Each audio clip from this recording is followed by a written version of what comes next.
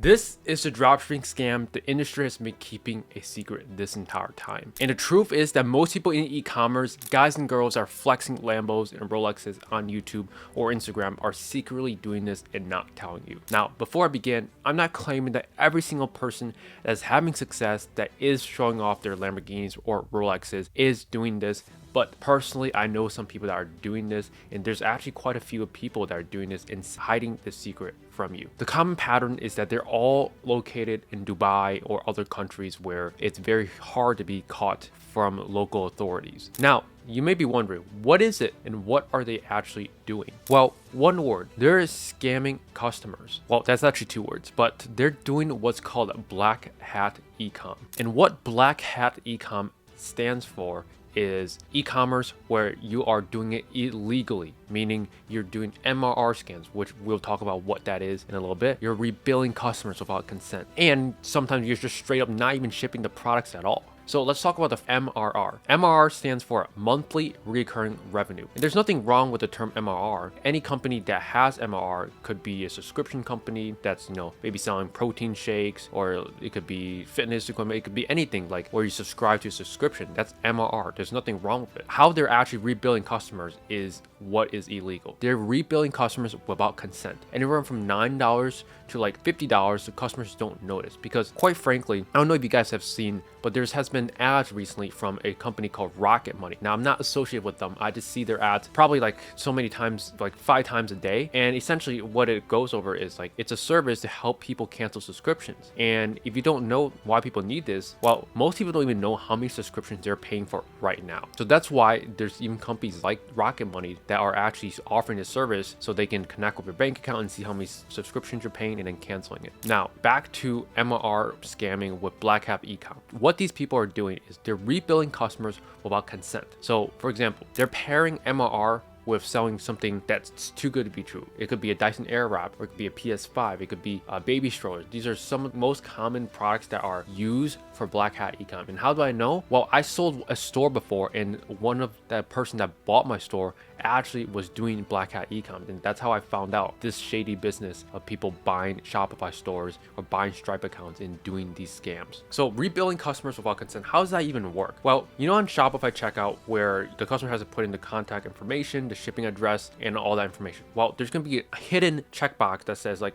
shipping insurance or something like that, where the customer most likely 99% of the times will not read it, and it will be automatically checked by default. And that's not allowed by Shopify or just any rules and regulations. So the customer, even if they check it off, sometimes I don't know how these people do it, but they're purposely having it checked on and having this rebilling scam going on, and the customers just cannot cancel unless they change their card. It's some ridiculous scam that do not even want to know how it's even possible, but people are making tons of money living in Dubai, getting away with it, and this is the reality. So I dug a little deeper into how this scam works, and I just want to expose it to all the people that are watching this. And to my best understanding, the store uses what's called a custom checkout page, and the store uses a hidden box that's pre-ticked, and it will say something like shipping insurance or some way of convincing someone to leave that box checked, and it's a hidden way for an actual person to untick it. Sometimes that's just absolutely absurd, and that's literally straight up scamming. Well, they sell something like a brand name product like PS5, Dyson Airwrap for a fraction of cost. So imagine a PS5 for $200. There's no way a retail store would sell a PS5 for $200. They retail for I think like $500. So I don't know how people fall for this scam. It's just like, if you think something's too good to be true, it probably is, and you shouldn't buy it. But apparently a lot of people buy these PS5s for $200, and then what they do, the scammer, they run ads or they get organic traffic and bunch of sales to the store, and then they really have 2 weeks to pull the plug and run away with the money. They use other people's identity, and I'm not sure exactly how that works, but during that process, they have 2 weeks to pull the plug. They get all these orders in, either they're running ads or getting organic traffic to the store. Someone buys a PS5 for $200, and the customer's like, hey, has this shipped yet? And the scammer will say, no, it has shipped. We're just getting the tracking number. They do everything in their will to delay getting the customer their item, because they realistically, they're not going to ship it. And number two, if they are going to ship it, they're going to most likely put a fake tracking number just to falsely buy more time with the customer. And as time passes, the customer is going to get angry and file a chargeback, but the time span is enough time for the scammer to pull all these orders in and then pull the plug and then just dip. And because as soon as they see a few chargebacks coming in, they're ready to just get as many orders in last minute and then pull the plug, take the money. And the thing with taking the money from the store and entering a bank account is that is pretty sus. And I've seen guy that actually bought one of my low ticket stores back in the past, what he did is he set up another store and he made a product, named it e-commerce coaching, and he would take the money from the first store that he's scamming, run that through the second store, and boom. He was from New York actually, so he's not from Dubai, other countries where it's hard to get caught. So he was siphoning the money through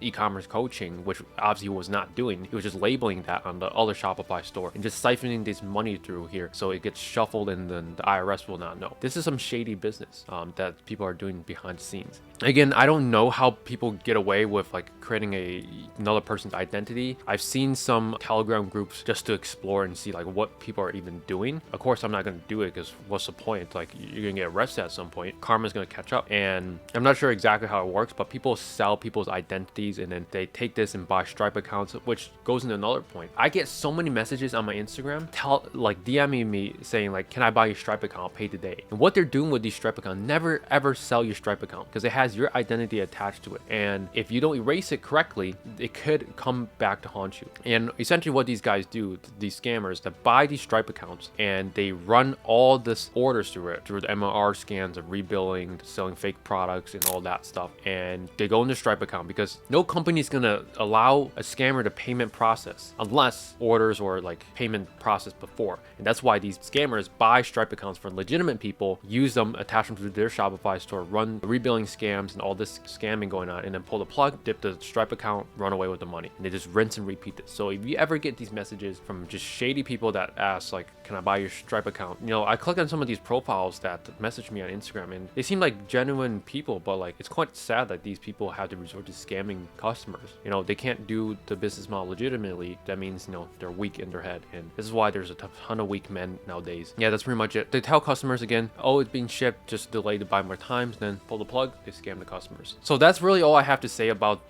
this MLR, the black hat ecom scamming that's going on. It is quite prevalent and I wish it did not exist because not only is it highly illegal, but it also makes a bad buying experience for customers. The people that are doing it legitimately, like myself and my clients and my friends and family and business partners, they're all doing high ticket ecom or e-commerce of some sort legitimately. And all these guys are just scamming and just making these customers not want to buy online, because if they buy online, what are the chances of them getting scammed again? It's ridiculous. These people need to stop. And I don't really know how to fight back or just how to get this word out there, but I hope this video blows up sometime in the future and exposes all these scammers out there that are getting away with this. That's it for now. My name is Trevor Zheng and I hope you guys took away value from this. I just want to give you the truth, something that almost nobody will share with you online, because hey, if people catch on, then maybe their operations will come to a halt, because some people are doing this like for a full-time living. It's quite sad. That's pretty much it for this video. If you have any questions, again, I'm not no expert on black hat ecom. I just did my research and found, you know, personally myself, I sold a low ticket e-com store, 2 of them, and the scammer at the time didn't know he was a scammer, of course. He bought the stores and I had a Google Analytics attached to it that I still had access to, and that's how I found out about the scam. Absolutely ridiculous. Again, if you have any questions, let me know in the comment section down below. And as always, I hope you guys took away value from this. Even if you're not going to do this, I don't recommend you do this at all or look into it. I highly recommend you check out some of my free resources on how to start a legitimate e-commerce business following the high ticket e-commerce business model. That's it for now. Hope you guys enjoyed, and until next time.